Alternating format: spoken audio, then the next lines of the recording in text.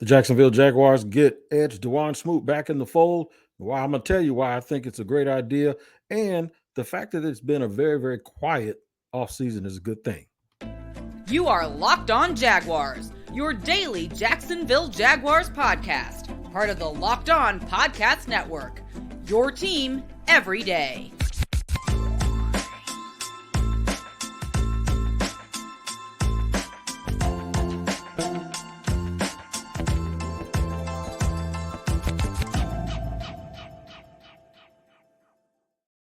What up, y'all? Thanks for joining me here on the Locked On Jaguars podcast. I'm your host, Tony Wiggins of the Locked On Jaguars podcast, where it's your team every day. We thank you for making us your first listen. And a quick reminder that we are free to subscribe to on our YouTube page. Make sure you like the YouTube page, subscribe, and hit the bell for notifications. Also, wherever you get your audio podcast, make sure you tap in every single day so you don't miss an episode, and you can catch up and keep up with us every single day. And by us, I mean me and my everydayers. What's going on, everydayers? Nice to see you again, and to know that you're there. And if you're new to the podcast, welcome in. Also, you are welcome to come hang out every single day, and you can become an everydayer too. All right, got a couple of news and notes and things to go over. We're going to talk about Dawaune Smoot. Are the Jags, now that he has re-signed a one-year deal for a little over $6 million? Oh, this is a good thing. We'll talk about the good and the bad. Are the Jaguars done at edge? Is it enough? Are they good enough now at edge with what they have to really, really make some noise and cause some ruckus? And then the benefits of having a nice, quiet off season with nothing but good news. All right. So let's get into it. Let's not bury the lead. DeJuan Smoot had tore his Achilles last year. He's really, really been a very, very quietly consistent player. He's one of those guys that was a Dave Caldwell selection that, folks don't give Dave credit for it. And I do. He was a third-round pick. Some thought a steal at that point out of Illinois. And he's played his entire career here in Jacksonville, and he has played consistently well and been a real nice, versatile piece for this defense. He can put his hand down. He can slide inside for a little three technique action when they go to a four-man front on passing downs. He can stand up in a 3-4. Very, very versatile. It's what you call a professional, right? And it sort of reminds me of those dudes Baltimore have every year. It seems like every single year Baltimore has these guys that you would say are tweeners, but they are very, very good players. May not be great, may not make a Pro Bowl, but having them around definitely makes your team better, and they don't really cost a lot of money. So this is a really, really good pick for you. I hope he goes beyond this year. You know what I hope? I hope DeJuan Smoot plays his entire career. If he plays 11 or 12 seasons, I hope he plays them all here in Jacksonville.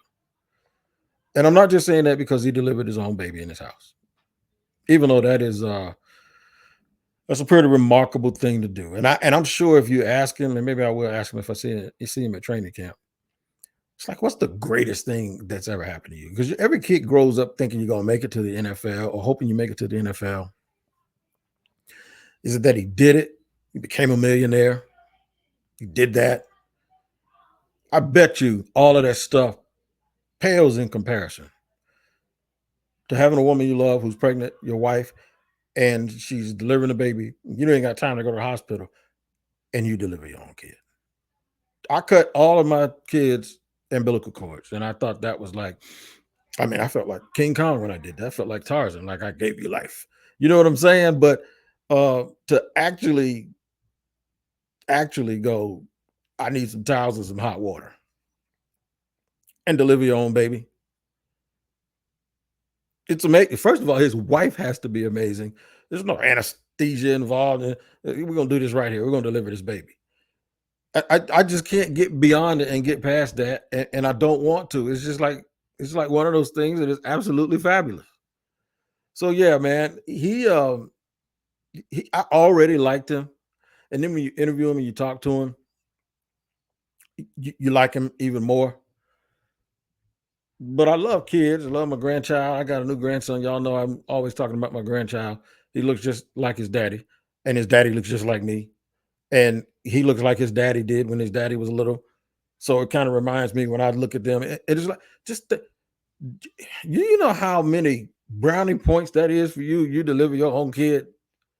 And I know y'all came here to hear football talk, and I'm gonna get to it, but I'm just stuck right there because that has to be the most fabulous thing in the world. But he's back. He's back in Duval. Something football wise, I got to bring up, and I'm going to bring it up right before I start talking about whether or not the Jaguars are done in the edge department. Something I'll bring up is okay, I'll bring it up now. There's something to be said about the guys that were here when it was bad. That's like 2 years ago, right? And I know you can go back a dozen years, but it's something about guys that were here in the program that were really good people. And that's not saying that there were really bad people here before.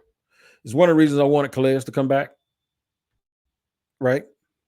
There's something to be said for the people that were good players, good people on and off the field that fans resonated with, that get a chance to be here long enough to experience this turnaround.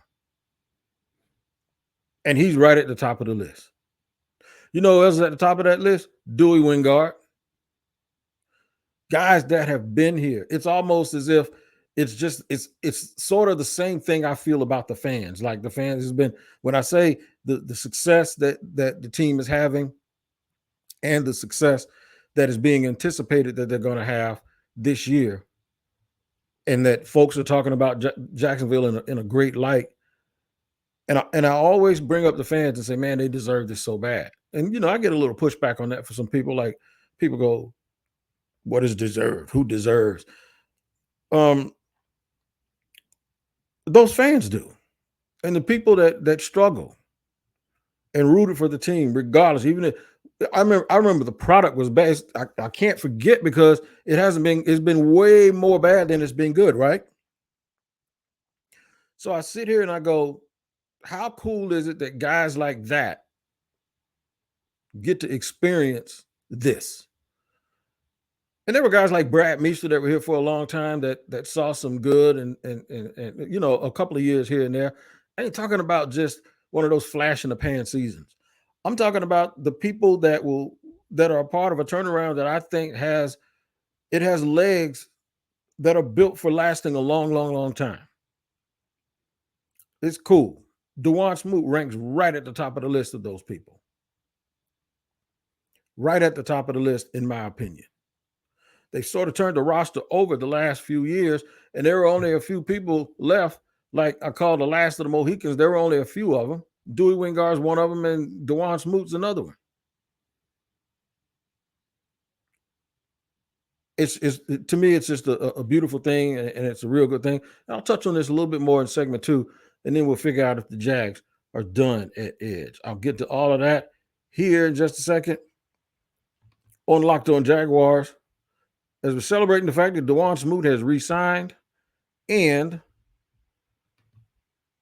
the edge looks like it has the depth that is actually needed to be good. Our partners at eBay Motors have teamed up with Locked On Fantasy Football host Vinny Iyer to bring you some of the best fantasy picks each week, all season long. Whether you're prepping for a draft or scouting the waiver wire, every week we're going to provide you players that are guaranteed to fit your roster. So, with draft prep underway for the upcoming season, let's see who Vinny has picked out for us on this week's eBay's Fit Fantasy Picks of the Week. How about Jonathan Taylor and Nick Chubb? Looking for a smooth turn in fantasy football snake drafts with the last pick in the first round and first pick in the second round? You will be guaranteed to have a winning 1-2 punch of workhorse power in your backfield and taking the coach Jonathan Taylor and the Browns' Nick Chubb back-to-back.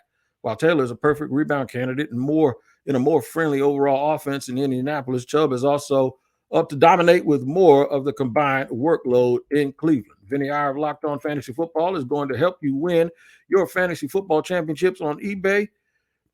And eBay Motors knows a championship team is about each player being a perfect fit. Same with your vehicle. With eBay Guaranteed Fit and over 122 million parts and accessories for your vehicle right at your fingertips, you can make sure your ride stays running smoothly. Air filters, brakes, batteries, taillights, alternators, shocks, struts, you name it, eBay Motors has it. and they'll make sure it's the right fit for your car because eBay Guaranteed Fit helps you understand exactly what part you need for your vehicle the first time. So go forth, switch gears, crank the AC, and say goodbye to sweating if your ride needs a little fixing up because now you know you'll always be set up for success with the get go and from the get go. With eBay Guaranteed Fit, everything your vehicle is calling for is just a click away. That's right, it's just a click away. For the parts and accessories that fit your vehicle, just look for the green check. Get the right parts, the right fit, and the right prices at ebaymotors.com. Let's ride. eBay Guaranteed Fit only available to U.S. customers. Eligible items only. Exclusions apply. All right, man. Make sure you check that out, man. eBay Guaranteed Fit is the real deal. Just like you are, is a real deal here on Locked On Jaguars with your team every day. We thank you for making us your first listen. Shout out to all my everydayers. We're talking about edge rushers. Dawaune Smoot re-signing for roughly around $6 million or so. Are they done? They should be. They should be. Is it enough? It's a good addition. He obviously is coming off the Achilles injury, and he must be healthy enough anyway for the Jaguars to go ahead and make a run at him and get him on the field. So, hell yeah, I think it's a good deal. I think it's something that the Jaguars. I'm glad they did it. I'm glad they looked into it. I'm glad that they made this move, and the reason why is because they needed to show up the depth, they needed the bodies, and plus he's a really, really good player when he's healthy. So I do think this will signal the end of any talk about going out and any pass rusher that's on the market. I don't think with the money that they gave him that they're going to give money out to guys like Yannick Ngakoue and other players, anybody else that might be available. I think they're done. I think they're hoping that Jordan Smith comes around. I think they're hoping that Dixon plays well. I really do believe that. And then the guys that they drafted a guy that a lot of people thought was DeJuan Smoot Part 2 in Lacey out of Oklahoma State. So, yeah, it looks like it's going to be crowded. It looks like it's going to be a lot of competition, a lot of versatility. And I can't wait to see how it all turns out. I hope he ends up being a guy that plays sort of a big end position and puts his hand on the ground and slides in and plays a little three technique. I don't know if I really like him standing up as much, even though he did some of that in college, and he's also done some of that here. And he's not slow. I just wouldn't call him swift and nifty, especially now that he's had that injury and he has to rebound and come back from it or from that injury. I don't know if it's a good idea to have him out there in space and backpedaling and going, doing those things. I just think it's a good thing to have him as a situational player. A guy who uses his hands really, really well. He's able to he's not necessarily winning with a bunch of speed, but he does have some short area quickness. But he's just a really strong player that has a will that just gets him. It allows him to do a lot of things that you normally probably wouldn't think that he would be able to do. But yeah, I think this is probably the signal that the Jags are more comfortable with going in that direction, as opposed to going out like some of the other people, like, for instance, Yannick Ngakoue. I hear Jan wants a long-term deal that doesn't even have to be a bank breaker, but I think Jan's tired of moving around and he wants somewhere where he can sit down. You know, got a nice little family he has. He wants to just sit down, make a home somewhere, and chill. And this is probably not the right spot for him at this time. But I don't think there's really anybody else unless there's a trade. I keep hearing Chase Young's name. I'm hearing a rumor about Aaron Donald. There's some of them that are no-brainers. Chase Young is not necessarily a no-brainer because he hasn't played in 2 years. And I'm always weary of a team that wants to let a guy go that they drafted number 1 overall. But what do you give up? What do you give up for a 1 year deal for a guy like that, knowing that you might not re-sign him and he might not come back? So I will tell you this, there will be a lot of guys that are probably a little bit more interested to come to Jacksonville because they think they're going to win something. Players aren't silly. Players want to win too. And I think because the Jaguars are in the position that they're in, with Trevor Lawrence. People want to be around success. And like if there's a chance that you can get a Super Bowl or compete for one for the next couple of years, especially if you're a veteran and you're sort of at the end of the road a little bit, yeah, people are going to take a look see it. And guys are going to sit and wonder if making a few $1 million here and there, even though the money might not be what you're used to, making a few $1 million here and there, competing for a championship, and really having a great atmosphere where you really enjoy everything. I think this could be a destination place for some guys that don't mind taking a little bit of a pay cut just to have that experience. Would you rather take $5 million to lose or $3.5 million to win? That's a good question. And then if you're getting paid $5 million in a place with state taxes, it starts to balance it out a little bit. Not quite. I know state tax is only 7% or whatever, 6.5 or 7%, and that doesn't necessarily constitute making up all the money that you lose if you go take less money. But still, the point is the same. The point is what would you rather do? Would you rather win or would you rather lose? So I think the Jaguars are pretty much done. It has been a remarkably short and quiet off season. What I mean by short is the football off season these days is off the chain. There's all kinds of stuff going on. And really, you don't really hit that dead period until like at some point in June, even though for us, we have the mini camps and we have the OTAs and we have stuff like that. So, and that's not as fun as it might seem. It might seem, to a person that doesn't get the opportunity to go and do those things. That sure, we're blessed and all of that stuff, but to be quite honest, there's not a lot you're gonna get watching a bunch of guys run around in shorts. But I'm gonna talk about how a nice quiet off season is probably the best thing the Jaguars could ask for, and how I hope that doesn't change here before at least these guys get in training camp. We'll do all of that. We'll go over that a little bit more, and then we'll do a final recap and put a little nice bow tie on all of this. We'll do that in just a second here on Locked On Jaguars.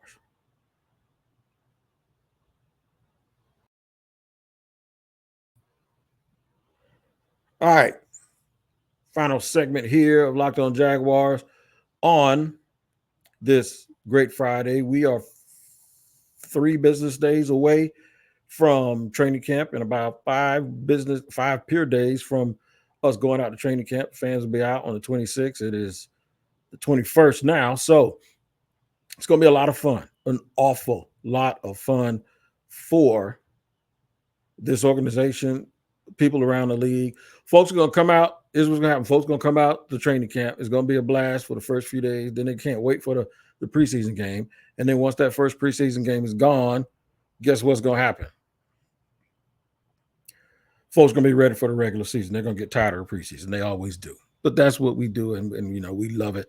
Fans are going to fan. Quiet off season. Guys have stayed out of the police blotter for the most part. Not a lot of noise making in terms of contract issues, even though the Evan Ingram thing, it wasn't really a contract issue. It was just franchise tag, and they had to negotiate, and they got that done. It's funny how what happens when success comes, especially to a place that's not used to it. Folks just nobody wants to make noise and shake up anything. Nobody wants to screw things up. It's just easy sailing, right? And they're going to sail in a training camp, and they're going to sail right into the off season, from the off season into the season. And hopefully everybody stays healthy and the Jags have a legitimate shot. And we're going to really, really see what they're made of out on that field. That's what we want. We want the Jaguars to be whole, man. Just be whole so you can get out on that field and show everybody that the progress is real and that this is real and that it's sustainable and that it's going to last an awful long time. So, yeah, quiet off season, nobody with contract issues, no coaches getting fired, the only thing I heard that was negative, people talking about rats in the old facility, but that's even gone because now they got a brand new facility we went through about a week or two of talk of, well, maybe they're still moving to London. I can't believe it, man. But yeah, we went through that. Guys are out of the, no guys are staying out of the way. No guys on a police blotter. Nobody stealing bubble gum in South Beach and driving a car into the lake and off Beach Boulevard. And I know I'm being messy, but just stuff that usually comes up in the off season in the NFL. We didn't have none of that stuff. In fact, the league's kind of been quiet a little bit. But yeah, man, it's been uneventful, and sometimes uneventful is good. I think this is the perfect type of off season the Jacksonville Jaguars needed, and it's the one that they have now. All good news. Evan Ingram re-signed. Devon Hamilton extended. Dawaune Smoot brought back, re-signed. It's all sunshine and rainbows, man. Everybody is extremely, extremely happy. And everyone's also eager for what is going to come next week. And the thing that's going to come next week is they're going to put the tides on, as they say. I don't know the day they put full pads on. That may not come until the following week. But as they say in the hood, they're going to put the tides on, man, and you're going to see the men start to get separated from the boys. And that is something that we are all anticipating. We're going to see the rotations. We're going to see who separates themselves from the rest of the pack. There's a little bit of a crowd there for those final spots, too. I think the final spots at linebacker, the final spots at DB, especially at corner. Now that DeJuan Smoot is back, that's either going to push another outside linebacker or one of those three techniques out. You just never know. It's just about who's ready to go and who does the most. Somebody was talking about the Spence and the Crawford fight that happens next week. I think they were talking to Tank Davis's trainer, guy to Baltimore, and he said, it's tough. They both got everything. They both got all the packages. They both got everything. It's about who has it best that night. Who's the most prepared that night? And that's what I'm talking about. Who is going to lay it all down on the line when it comes time to win these jobs, and when it comes time to earn and win the trust of the coaching staff? That's a good one. We're going to talk about that next week, because I'm going to probably name a group of, in fact, I'm going to tell you right now, I'm going to name a group of 10 to 15 players that we think have a reasonable good chance to make the roster. And I'm going to monitor from that group who is getting out of that group and going into the group above them, and who's sliding out of the back door going the other way.